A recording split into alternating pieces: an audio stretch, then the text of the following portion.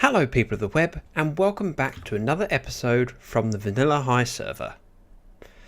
I'm just learning about the 1.14 update very slowly, but I'm making progress. Now, I traded paper with the librarians that I've created until their trades locked up. Now, I wasn't sure if they needed to be reset using a bed or whether access to their workstation would help. So I thought the simplest thing to do would be to let them roam free and see what happens. And now we have refreshed villagers. Yep, the workstation worked, at least this time. This is nice and simple. I like the new UI.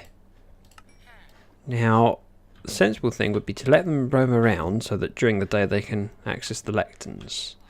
I need some blocks, don't I? I just realised that, of course, I have plenty of blocks. These will work perfectly. Yeah. That'll let me get in and out.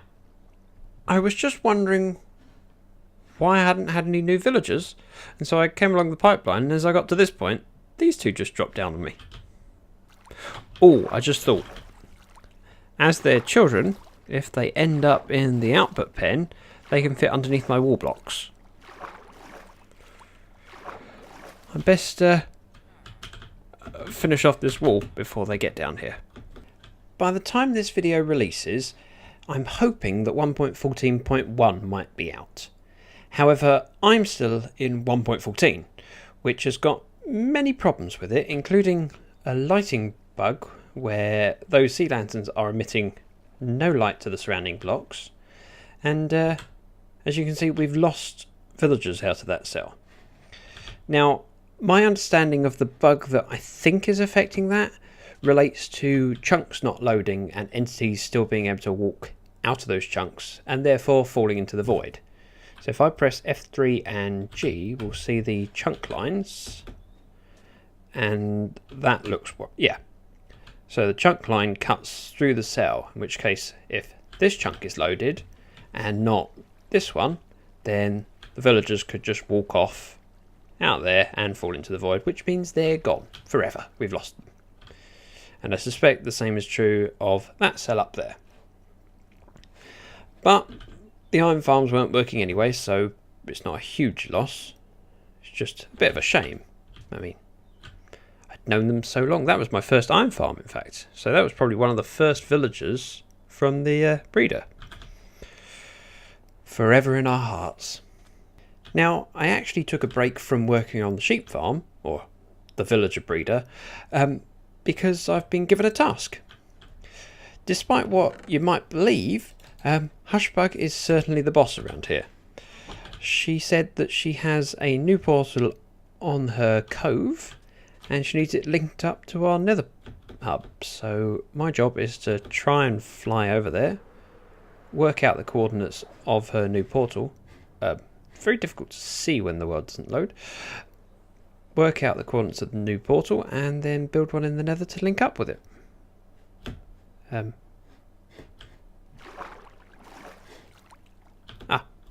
was lucky. I found land. Oh, floating llama. Oh, now he's no longer floating. The world has loaded around him. This is Lemmy. I found him a long time ago when I was exploring a distance away from our base, and I brought him back on a boat. And Hushbug is constantly complaining about how he walks in the way. But I like him, especially when he's a pain. Okay, so this will be the portal. I shall press F3, get coordinates, and then do my math. Now that really didn't take very long. That's our new portal to the cove. And Hushbug seems pleased, which means I get to live another day. In the comments of a recent video, Kare Sophia, another member of the server who records her own videos, I'll link in the description to her, suggested that I could turn any excess wheat seeds from my flower farm into bone meal using a composter. But before making the trip to the flower farm, I wanted to test the theory to make sure that the contraption works.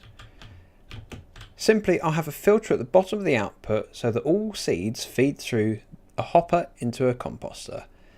And in theory, if I put these in here, they fill the composter, or there's always a chance, I should say, with each wheat seed that goes in, that it goes up And then we get bone meal. It's not a very productive farm, but it gets rid of the excess and I get a little bit of a bonus in some bone meal. And surprise, surprise, I turn up in the most ugly biome and it's raining, so the ugliest weather as well. Now, I just did a quick check of the redstone down here, and where I need to put hoppers to feed out of that chest is right next to redstone. So I think the most sensible thing would be to move this chest over somewhere it's not going to interfere, which would be here. So we do it here. Now in theory, this should be simple, because all we need underneath that hopper would be a composter, I think. No, composter goes here, hopper goes here, and then if I'm smart, I'll do it from the right angle, then I can do it. Da, da, da. One chest goes there, one hopper feeds into it, and then we just put another chest on it to make it a double. Then all we need to do is activate the filter, which should be quite simple. So wheat seeds go in there, filter box go in there. So I think oh, I haven't actually got enough wheat seeds to test it, but that should be simple enough, because all we have to do is come up here and turn on the farm, which is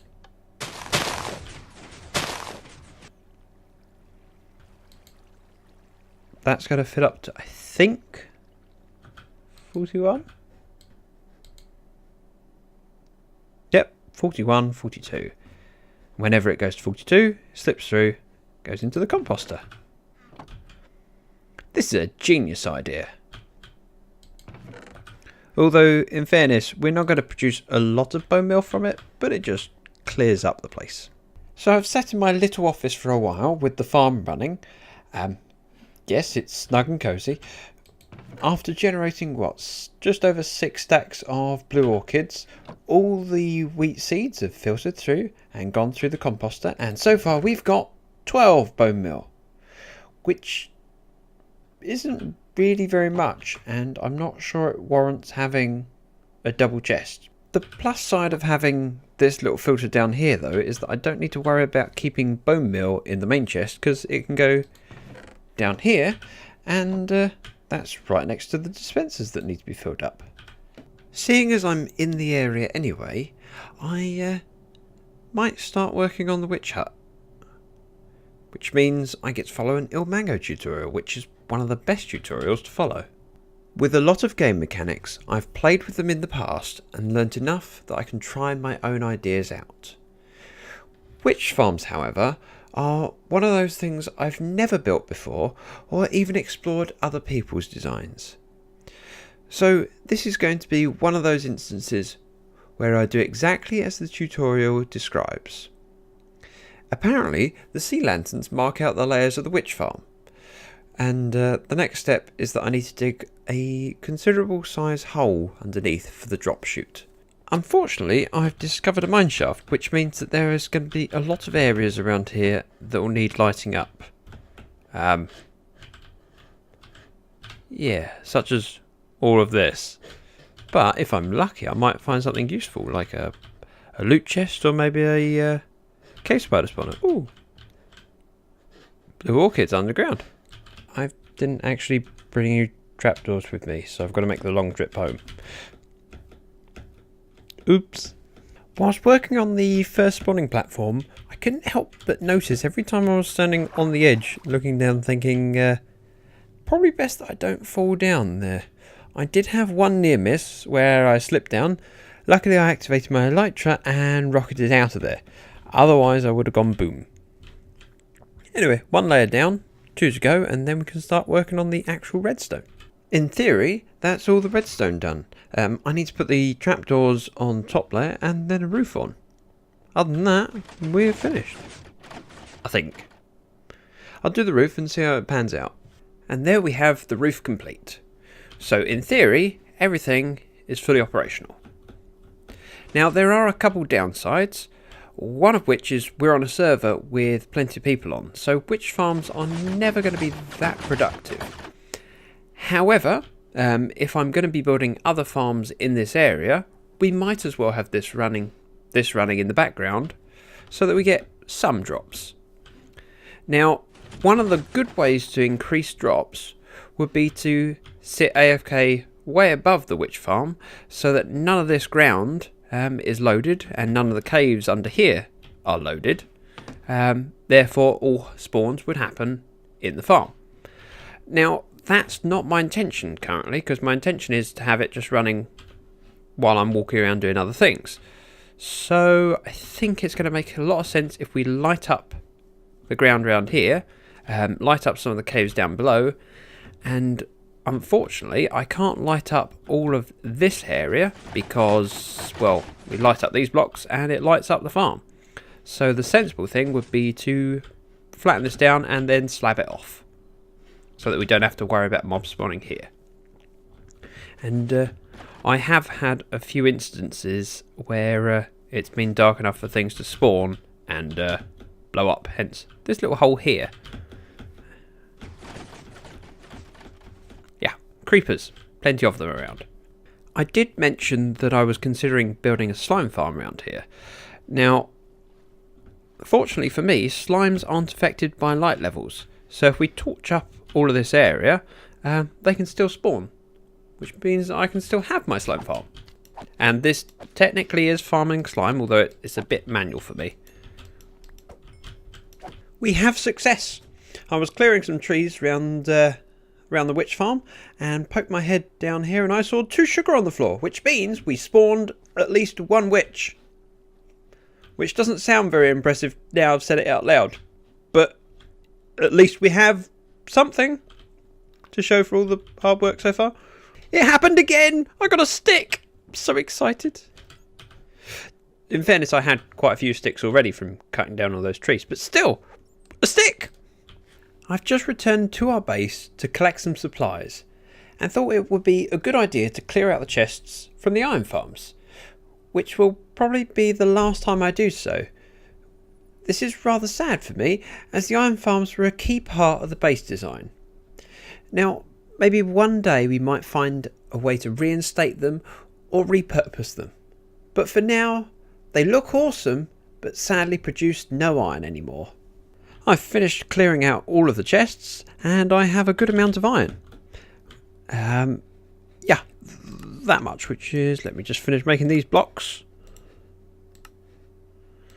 That's what, 2, 4, 6, nearly 8 stacks of blocks. And yes, there is apparently a raid going on at my base. It's been like that for the last 15 minutes. It means nothing. I think it's just another bug. It's a bit annoying that it's up there. Roll on 1.14.1.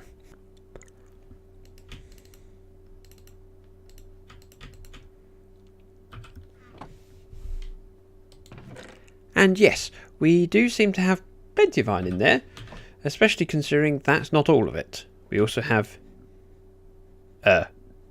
if the shulker will open, 1 eternity later, a full shulker, plus nearly a shulker's worth, and a hopper behind, so that's another 5 stacks, plus a shulker full. So yeah, we're okay on iron. I don't think there's a rush to build a replacement iron farm. Although I'm sure I'll probably want to build one eventually that works in 1.14, just for the fun of it, even if we never need more iron. Now, I've got 4 empty shulkers to fill up with junk from clearing the area, and a shulker with supplies in it that I will need. I'm pretty sure that I will get there, start working and realise I've forgotten something, but for now, that'll do, and inevitably I'll be back here in 10 minutes when I realise I've forgotten something very important. Every time I come to the portal and there's a zombie pigman standing here, I always attack him and kill him, and the gold gets put in Hushbug's chest. Now, I was winding her up a couple of days ago that she never checks her mailbox, because that's been there for a long time now, and I think in response she put stuff in my chest. And so this bit of footage is to prove that I do check my mailbox. And although this comes out 2 weeks after my recording, she'll then know that I do check it regularly. I just don't feel the need to pick it up. I think it looks quite pretty. While I did imagine that my first priority would be to build a building around the witch farm, actually that's going to take me more time, and all the time I'm doing that, there'll be things spawning over here once it's night. So the first thing I'm going to do is very precise torch placement. And if you can't tell, those are exactly where I need them to be. Any other place wouldn't be good enough. There's a pattern. And this is precisely why I need to light up the area. I just got hit by the... How rude. It's not even night time yet. I think I've done a reasonable job of lighting up the area. That creeper doesn't count. He spawned underneath the roof where I can't light things up. Otherwise my witch farm won't work. So let's have a quick fly around. We'll see which areas I've missed. Yeah, see, that's all done. That's all done. Much better. I feel much safer in this area. Although that roof really shows that spawn rates have gone up in that area. Look how many skeletons there are. Now if I can stop them spawning over there using slabs, then it should be a lot more witches available. Oh, I'm not supposed to be in here. I riptided out of the water and landed up here. Let the torching continue. Oh, that's a spawner. That's a pleasant surprise. I might use that as an AFK room, because this should be within range of the witch farm for things to spawn. I will check, but it's promising. I will also have a peer around these tunnels, see if there's any more spawners. I'm not expecting another one. However, I need to light up these tunnels. So, wish me luck. Okay, the witch farm is definitely working. I came out... Oops, didn't mean to throw that on the ground. I came out here and had a witch land on my head, and I think I might need to change my trousers. This will be my perimeter wall. So, all I have to do is extend this up to the roof, and then it will be pitch black on the inside, and I can have lights this side of the wall. I just need to make sure that this area is slabbed, of course. Although the first thing... build a wall. Now I've run out of stone with not many blocks left to place, which are a bit of an annoyance. And I'm not going home just to get some stone. So for now, see? Fits in perfectly. You'd never notice. So this is completely dark in here. And all slab floors. The only thing left to do is light up just around here, where it's also dark enough for mobs to spawn. However, I did run out of torches. Luckily, I keep end rods in my essential shotgun. I popped back to the base because I needed more torches and stone. And look, a pigman.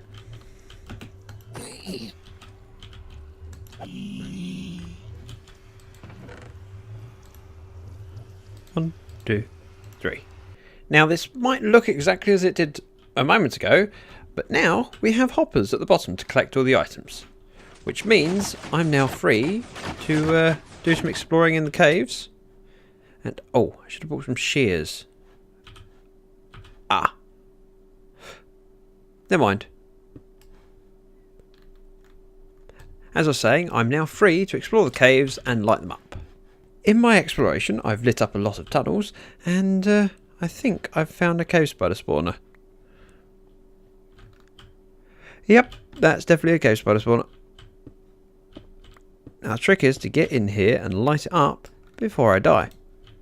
Now I've discovered a loot chest. I lit up the tunnel first, and I thought I'd share the experience with you, because I don't just have one, but 2.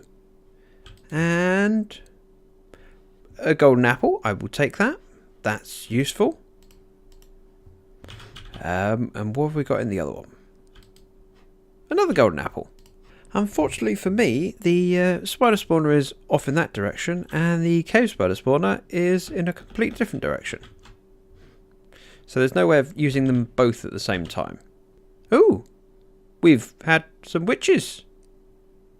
Obviously that'll be from me, but the rest of it, witch drops. I'd like some redstone, please. Oh, another treasure chest. Not treasure, loot. Ooh, diamonds. Don't often get diamonds in a chest. You know, it'd probably be quicker if I just did that rather than emptying out one thing at a time. And I'm nearly out of torches again, which goes to show how big this cave system is. That's going to do it for this week's video. We've made a small but significant improvement to the flower farm and built my very first witch farm. Now I'm going to continue to light up the cave systems and improve the rates between episodes. If you have any suggestions or comments, please leave them below. I would really appreciate it if you could leave a like, subscribe if you haven't already, or perhaps recommend me to a friend. Thank you very much for watching. Bye bye now.